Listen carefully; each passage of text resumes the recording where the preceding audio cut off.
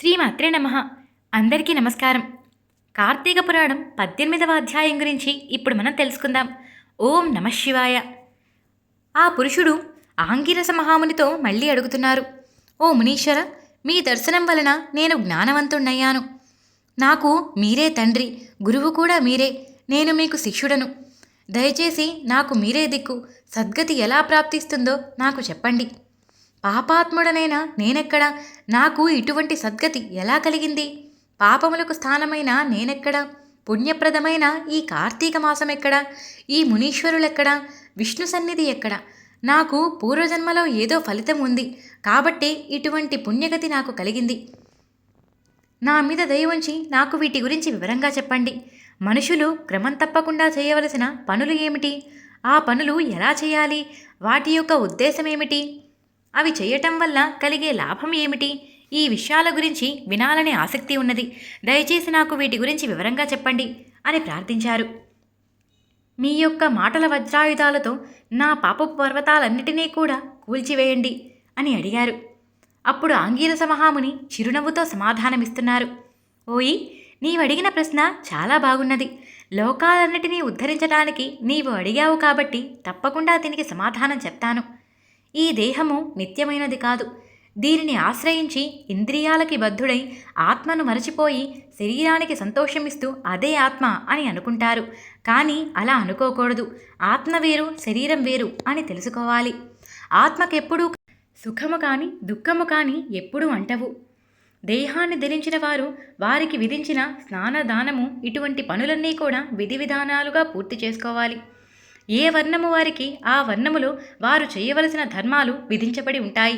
వాటిని తెలుసుకొని వారు వాటిని ఆచరించాలి. స్నానం చేయకుండా చేసే పని ఏనుగు తిన్న వెలగపండులాగా నిష్ప్రయోజనం అయిపోతుంది. బ్రాహ్మణులకు ప్రాతకాల స్నానము వేదంలో చెప్పబడింది. నిరంతరము ప్రాతకాల స్నానమే చేయాలి. అలా చేయలేనప్పుడు తులారాశిలోకి సూర్యుడు ప్రవేశించినప్పుడు కార్తీక మాసము, మకర రాశిలోకి సూర్యుడు ప్రవేశించినప్పుడు మాఘమాసము, మేషరాశిలోకి సూర్యుడు ప్రవేశించినప్పుడు వైశాఖ మాసము, ఈ 3 మాసాలలో తప్పకుండా స్నానం చేయాలి. ఇలా ఈ 3 మాసాలలో ప్రాతకాల స్నానం చేసిన వారు వైకుంఠానికి వెళ్ళి ఉత్తమ గతులని పొందుతారు. చాతుర్మాస్యాది పుణ్యకాలాల్లోనూ సూర్యగ్రహణ చంద్రగ్రహణ సమయాల్లోనూ స్నానము ముఖ్యము. ఇందులోనూ గ్రహణ కాలంలో స్నానము చాలా ముఖ్యము. బ్రాహ్మణులకు ముఖ్యమైనది స్నానము, సంధ్యావందనము, హోమము, సూర్య నమస్కారము. ఈ 4 తప్పకుండా చేయాలి. స్నానమాచరించని వాడు రవరవాది నరకంలో పడి నానాయాతనలు అనుభవించి చివరికి కర్మభ్రష్టుడిగా మళ్లీ భూమి మీద పుడతారు. కాబట్టి పుణ్యకాలము కార్తీక మాసము. ఈ మాసము ధర్మ అర్థ కామ మోక్షములన్నిటినీ కూడా సులభంగా ఇస్తుంది. ఈ మాసంతో సమానమైన మాసము మరొకటి లేదు. వేదంతో సమానమైన శాస్త్రము లేదు. గంగానదితో సమానమైన తీర్థజలం లేదు. బ్రాహ్మణులతో సమానమైన కులము లేదు. భార్యతో సమానమైన సంతోషము లేదు. ధర్మముతో సమానమైన మిత్రుడు లేడు. కనులతో సమానమైన జ్యోతి లేదు. కేశవునితో సమానమైన దైవము లేదు. అలాగే కార్తీక మాసంతో సమానమైన మాసము కూడా లేదు. ఈ కులం వారికి ఆ కులంలో చెప్పబడిన ధర్మాలని పాటిస్తూ కార్తీక వ్రతాన్ని చేయాలి. అలా చేసినట్టయితే 1,000 యజ్ఞాలు చేసిన ఫలితాన్ని పొందుతారు. అంతేకాకుండా వైకుంఠాన్ని కూడా చేరుకుంటారు అని చెప్పారు. ఇదంతా విన్న తర్వాత మళ్ళీ ఆ పురుషుడు అడుగుతున్నారు. అయ్యా, మీరు చాతుర్వాస్య వ్రతము అన్నారు కదా, అది ఎలా చేస్తారు? పూర్వము దీనిని ఎవరు చేశారు? ఆ వ్రతం యొక్క విధానము ఎలాగా? దీనిని చేయటం వల్ల కలిగే ఫలితమేమిటి? ఆచరించిన మనిషి ఏ లోకాన్ని చేరుకుంటారు? ఈ వివరాలన్నీ వివరంగా చెప్పమని కోరుకున్నారు. ఆంగిరస మహాముని ఆనందంతో పలుకుతున్నారు. నీవు అడిగిన ఈ మాటలన్నీ చాలా చక్కగా ఉన్నాయి. లోకాలన్నిటినీ కూడా ఉద్ధరింపజేసే నీ ఈ ప్రశ్న చాలా బాగుంది. దీనికి సమాధానం చెప్తాను. సావధానంగా విను. పూర్వము విష్ణుమూర్తి లక్ష్మీదేవితో సహా ఆషాఢ శుక్ల దశమి రోజున పాలసముద్రంలో నిద్రించటానికి వెళ్లారు. తిరిగి కార్తీక శుక్ల ద్వాదశి రోజున లేచారు. దీనినే చాతుర్మాస్యము అంటారు. అంటే 4 మాసాలు చేసే వ్రతం అని అర్థం. ఈ 4 మాసాలు విష్ణుమూర్తికి నిద్రాసుఖాన్ని ఇస్తాయి. అంటే హరి 8 మాసములు మెలకువతో ఉండి 4 మాసాలు మాత్రం విశ్రాంతి తీసుకుంటారు. శ్రీ మహావిష్ణువుకి నిద్రాసుఖాన్ని ఇస్తాయి కాబట్టి ఇవి పుణ్యకాలం అని అంటారు. ఈ పుణ్యకాలంలో శ్రీహరిని ధ్యానించిన వాడు విష్ణులోకాన్ని చేరుకుంటాడు. ఈ 4 మాసాలలోనూ చేసిన పుణ్యము అనంతమైనదిగా మారుతుంది. దీనికి కారణం కూడా చెప్తాను. ఈ విషయంలోనే పూర్వం నారదులకు శ్రీహరి వివరించిన కథ ఒకటి ఉంది. దాని గురించి చెప్తాను, శ్రద్ధగా విను. పూర్వం కృతయుగంలో వైకుంఠంలో శ్రీహరి లక్ష్మీదేవితో సహా సింహాసనం మీద కూర్చుని ఉన్నారు. యక్ష కిన్నెర కెంపురుష గంధర్వులు, దేవతలు, అలాగే సర్పములు ఇవి అన్నీ కూడా శ్రీ మహావిష్ణువుని సేవిస్తూ ఉన్నాయి. ఇలా ఉండగా భగవద్భక్తుడైన నారద మహాముని కోటి సూర్యుల కాంతితో ప్రకాశించే వైకుంఠాన్ని దగ్గరికి వచ్చారు. నారద మహాముని వచ్చి సింహాసనంలో కూర్చుని 4 భుజాలతో 4 పట్టుకుని పద్మరేకుల వంటి నేత్రాలతో ప్రకాశించే శ్రీహరిని చూశారు. ఎంతో ఆనందంతో శ్రీహరి పాదాల మీద పడి నమస్కరించారు. శ్రీహరి నారదుణ్ణి చూసి నవ్వుతూ ఏమీ తెలియని వారిలా అడుగుతున్నారు. ఓ నారదమునీంద్ర, నీవు సంచారం చేసే ప్రదేశాలన్నీ కుశలంగానే ఉన్నాయా? ఋషులు వారి వారి ధర్మములు చక్కగా పాటిస్తున్నారా? ఉపద్రవాలేమీ లేవు కదా? మనుష్యులు కూడా వారి వారి ధర్మాలన్నీ పాటిస్తున్నారా అని అడిగారు. ఆ మాటలు విన్న నారద మహాముని చిన్నగా నవ్వుతూ శ్రీహరితో సమాధానమిస్తున్నారు. ఓ ప్రభు, మీకు తెలియనిది ఏమున్నది స్వామి? నేను భూమంతా తిరిగి వస్తున్నాను. వేదంలో చెప్పబడిన ధర్మాలు ఆచరించటం లేదు, కనుమరుగైపోయాయి. కొందరు తినకూడని పదార్థములు తింటున్నారు, కొందరు వ్రతాలని వదిలేశారు, కొందరు ఆచారాలని భ్రష్టు పట్టించారు, ఇంకొందరైతే అహంకారంగా తిరుగుతున్నారు, గర్వంతో కూడి ఉన్నారు.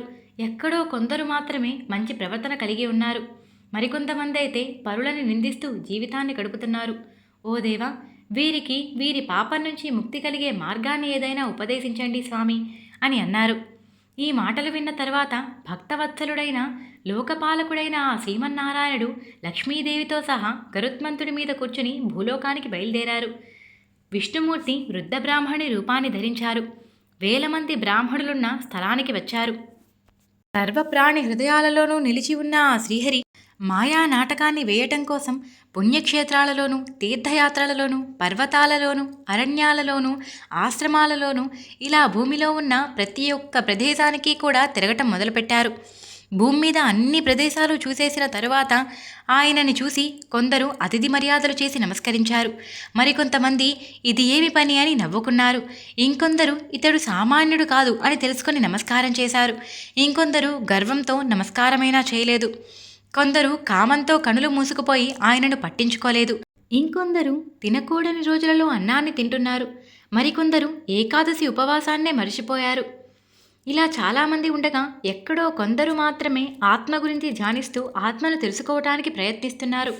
వీరందరినీ చూసి వీరందరికీ ఎటువంటి మంచి మార్గాన్ని చెప్పాలి అని ఆలోచిస్తూ శ్రీహరి నైమిసారణ్యానికి చేరుకున్నారు.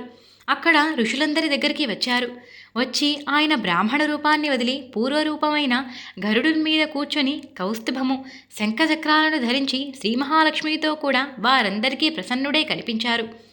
అక్కడ జ్ఞానసిద్ధులు మొదలైన ఋషులు మునులు అందరూ కూడా వైకుంఠం నుంచి వారి ఆశ్రమానికి దిగి వచ్చిన అవిస పువ్వులతో సమానమైన కాంతి కలిగిన వారు, మెరుపులాంటి మెరిసే వస్త్రాలను ధరించిన వారు, కోటి సూర్యులు ఒక్కటేసారి ప్రకాశిస్తే వచ్చేటటువంటి వెలుగు కలిగిన వారైన ఆ శ్రీహరిని చూస్తున్నారు.